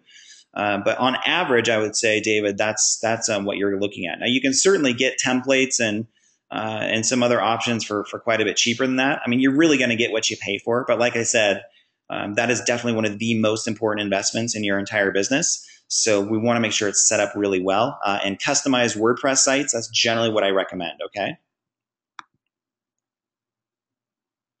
Rebecca said she already filled out her schedule for next week for the application. That's awesome, Rebecca. I think, yeah, we got yours, and I'm not sure where you're at in the process, but hopefully you got scheduled already. That'd be good. Tracy, can I please put the summary back on the screen? Yeah, totally, Tracy. Hold on one sec. Just one sec. Let me do that. Bum, bum, bum. Oh, there it is.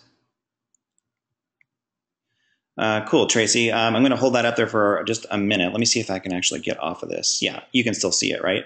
So cool. Okay. Harmony is asking, can I give an example of what a good Facebook ad would look like for a naturopathic doctor? For example, where would the ad point to? Well, yeah, we don't, honestly, this is a process. So it's not something that I can really just shortcut in like a 60-second answer, because there is a whole process of running Facebook ads that every step of that process has to be set up the right way for it to work. But where do you point ads to? You can point ads directly to your website. Like, you can run it to the homepage of your website. You can run your ads to a blog post. You can run your ads to a lead capture page where you're trying to generate leads. Or you can run your ads directly to your fan page, so you're trying to get more likes to your page. They're all potentially good. They all have their merits and their uses, and it really just depends on what you're trying to do with your ad, and what your goals are, what your objectives are. So every ad has a different objective. So of course we all think like, well, if the objective is just to get more patients, right, and to make money from my ad. You can't really think that way as an advertiser, though, especially on Facebook, because nobody on Facebook is there to just buy from businesses. They're there to like engage and socialize and, put up pictures of their kids and like, and interact with friends, things like that.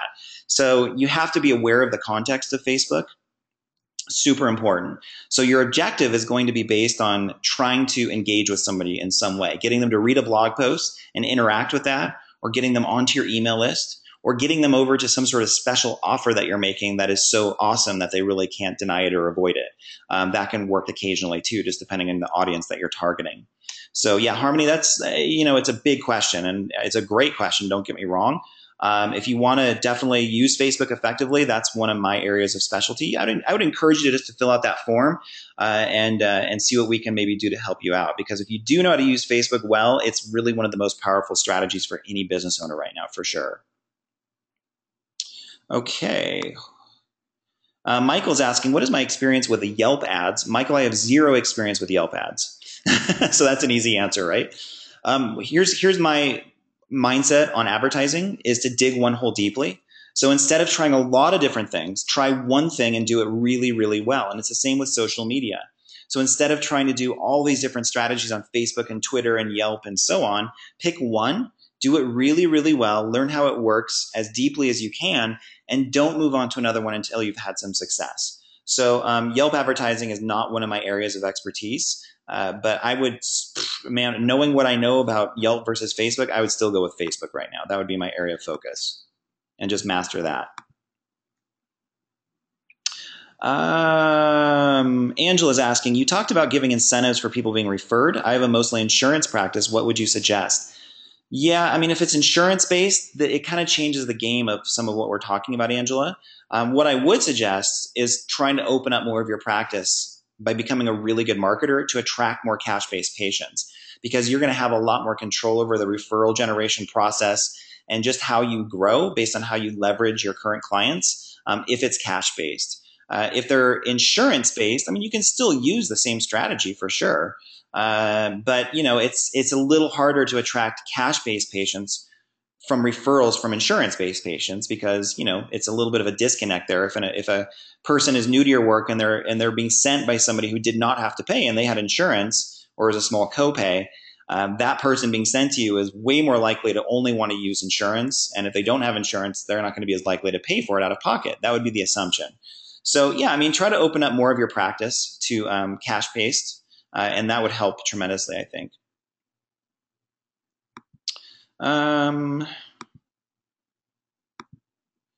Rebecca, thank you so much, Rebecca. I appreciate your comments. That's been helpful for you. That's the whole point of this. I'm glad to see it's been impactful and useful. Renelle is asking, do I have any advice for people just starting off fresh? I am trying to get a sex therapy business going. So pretty much everything that I said today, Renelle, is going to apply to you in terms of you want these foundational elements set up the right way the first time. So my best piece of advice is to know who your ideal client is, set up a website that you do not have to constantly improve on or overhaul, set it up the right way the first time. Make that one of the more significant investments to do it well, so it'll serve you for years and years to come. Make sure you're doing the inner work of clearing out those limiting beliefs and making sure that you're very, very clear on the unique value that you have to offer. And where all sorts of therapists go wrong is that their foundation is just really weak, and they constantly have to change it, reinvent themselves. They keep trying to do new things. Nothing's really working that well. So you just want to make sure you have an extremely strong foundation, and then start thinking like an entrepreneur rather than just a clinician for what you do, rather than just a therapist. Focus tremendously on generating traffic, getting visibility, generating leads, and building your email list and your fan base as your top priorities in your business. So you'll have a built-in network of people that you can stay in touch with for years to come, okay? Renelle, as somebody starting out, I can't think of anything more valuable than doing one of these free strategy sessions. That is going to be tremendously helpful for you, and just get the right coaching, the right mentoring in place, whether that's with me or another coach that you like. Either way is fantastic. But coaching, I look at, in my experience, coaching has been one of the main things by far that has totally expedited the process to get to where I am. And that's what good coaching should do for you, is if you're starting out or if you have pretty big goals and you're not near them yet, You want to work with a mentor who has done that and has had success and can basically shortcut this entire process for you. So instead of it taking 5 or 10 years, which is unfortunately very common, perhaps you can get there in 6 months or 9 months. That's definitely realistic, and it's way more enjoyable to have it happen that quickly.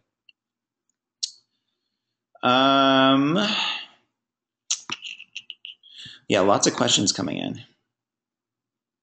David is asking if my coaching program is geared more towards people who rent space within a clinic or own a clinic or both. Yeah, David, my coaching approach can definitely work with both. I mean, we've had people in our programs with all sorts of scenarios playing out pretty equally on both ends, that they own an entire clinic that they run, or they're just working within somebody else's clinic. I mean, I always feel like the goal, the ideal, is to be as autonomous as you can in your work.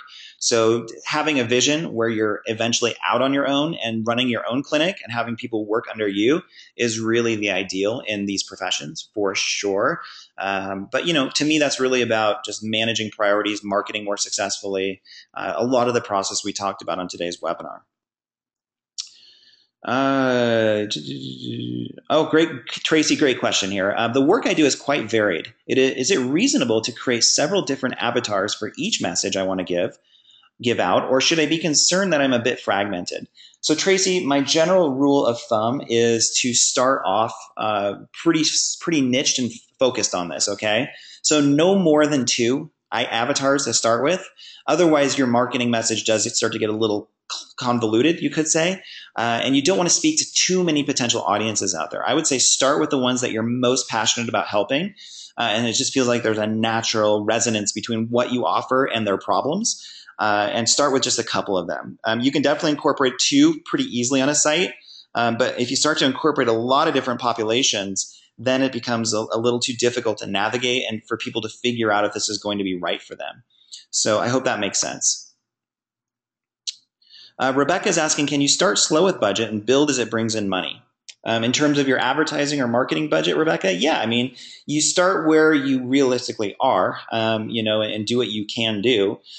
I never say this to sound harsh at all, but I actually think it's a service-based statement to say that if you have no budget or an extremely small budget and you're trying to build a successful business, you have to realize the implicit challenge of that situation. That any business, for it to be really successful, pretty much needs an advertising and marketing budget. So yeah, I mean, the more cash flow you have to work with, the more capital, the more reserves. Obviously, that's to your advantage. And if you're starting with a very, very small budget, you want to obviously use that budget as wisely as you can, but also, consider your time as your greatest resource. So if you don't have money so much, then what is the next best resource? It's time and energy. And that's where you're looking at more free, but time-intensive marketing strategies, networking and speaking and blogging and video marketing and things of that nature. So you can definitely build through that process. It's generally going to be a little slower across the board. But yeah, you do what you have to do. You just keep moving forward and being as resourceful as you can about it. All right, Harmony's asking, for a startup naturopathic practice, how many patients per week do you think is a good target for the end of year 1 and year 2? Harmony, it's a great question, and it is such a subjective question because every one of us has different goals and objectives, right? And to me, it's not really so much based on any sort of like external factors in control of that, as it's based on you and how good you are at the marketing piece, how much your mindset is working for you, what kind of energy you're conveying to your audience. I mean, I've worked with practices that have had a completely full situation within 6 months. Definitely, like they're up to 40 plus patients a week easily. I've definitely seen tons of others, that's a little more common, where after 10 years, they're still struggling to see 15 patients a week. So it varies so widely. I would say, as a very general rule of thumb, I mean, it's totally based on your goals, right? So if you wanted to see 40 patients a week within 1 year, I think that's absolutely realistic. I really do. And I think so much of the webinar content today should really help you with that. So it really depends. I think within 2 years, is a very conservative amount of time to run a full practice. I really do. If you're a good marketer, if you know how to get that visibility and connect with people, build an audience, there's no reason at all why you shouldn't have a full practice within a couple of years. Ideally, I really want to expedite that, though. I think 2 years is, I mean, I'm impatient. I just want things to happen faster. So generally, yeah, I think it can happen faster than that. So let me know if you have any follow-up questions.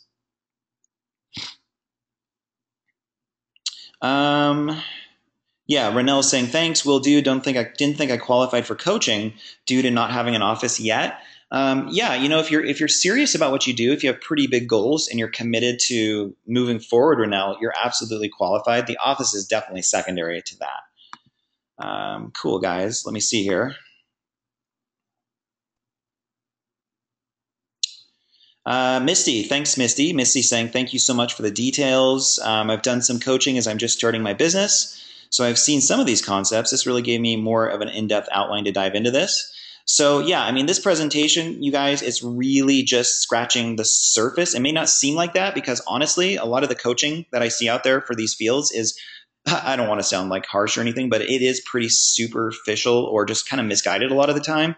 So this webinar is really just an introduction to the kind of coaching work that I offer, and it really does go exponentially deeper than this. But what's cool about it is it's a lot deeper and more detail oriented and step by step, but it's not meant to overwhelm you at all. It's really meant to go at the pace that is workable for you. So that's a cool thing, I think. But thanks, Misty. That's a great comment. What is a reasonable patient base for an ND for a full-time practice? I have been told a minimum of 300 to 500. Do you agree with this? Yeah, I mean, as a general baseline, Rebecca, that's, if you're looking at kind of more or less active patients at a given time, I'd say that's a pretty darn successful practice right there in the 300 to 500 range. I'm working with a naturopath right now who has about a $2 million a year practice, who is much bigger than that.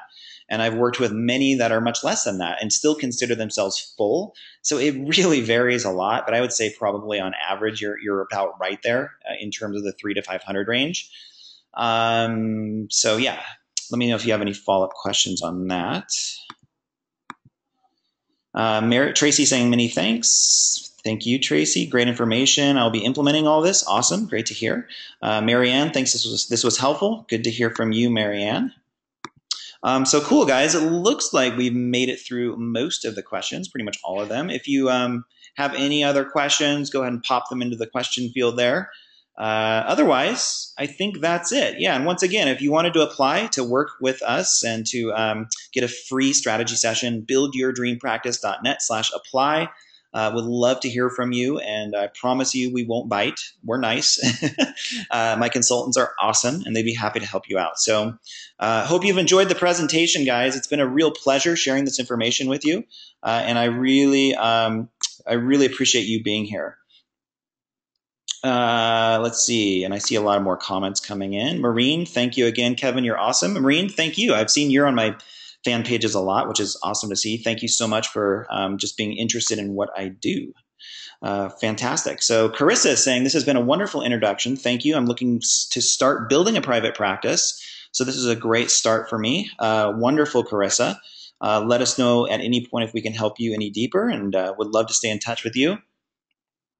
And then Linda had a nice comment. Oh, hey, Linda, how are you? Linda, let me see what your question is looking like. Things are always evolving. Linda, you're asking, I was specifically wondering if these new Facebook ads are effective. Which Facebook ads are you referring to? I'm not clear on which ones you're talking about based on your comment here.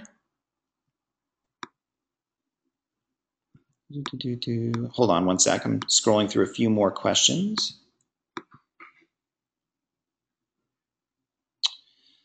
John is saying thanks for the information. John, it's been great having you here.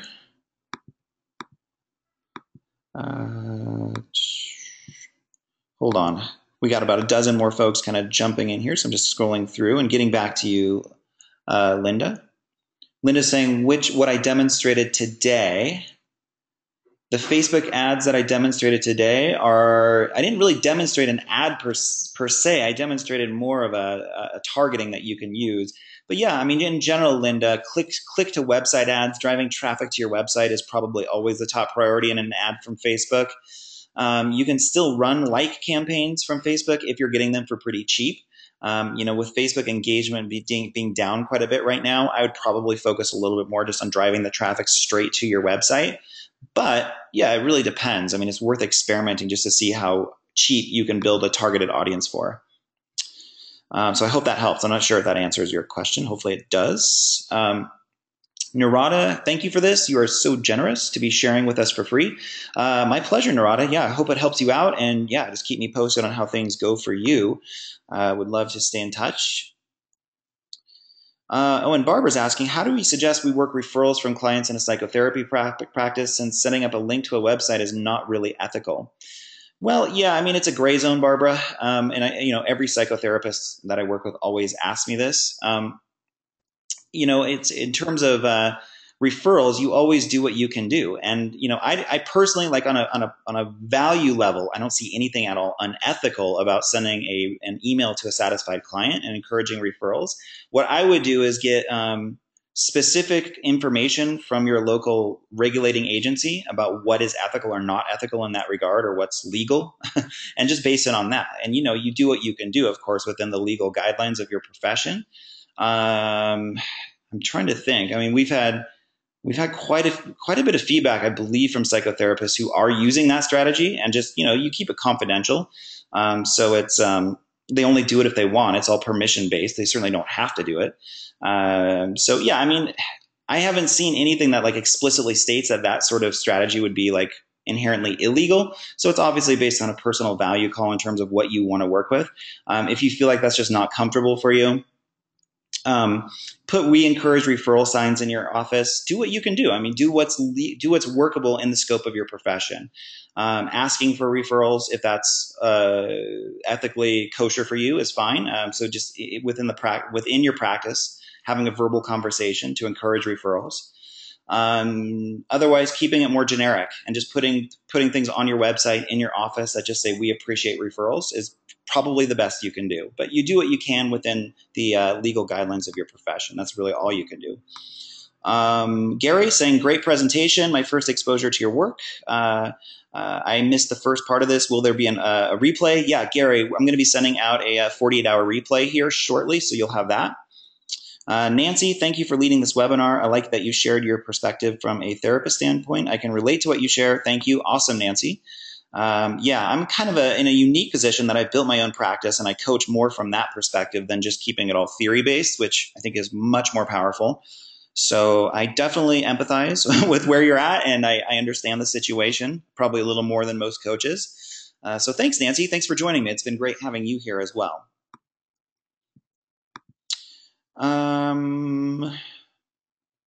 Yes.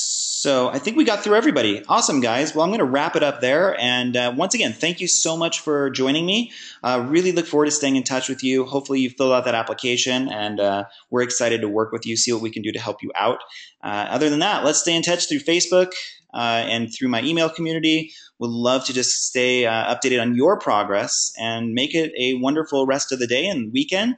Thanks again so much for joining me, guys. It's Kevin Doherty here from Dream Practice Coaching and BuildYourDreamPractice.net. It's been a true pleasure having you here, and we will be in touch. Okay, all the best, and bye for now. Take care.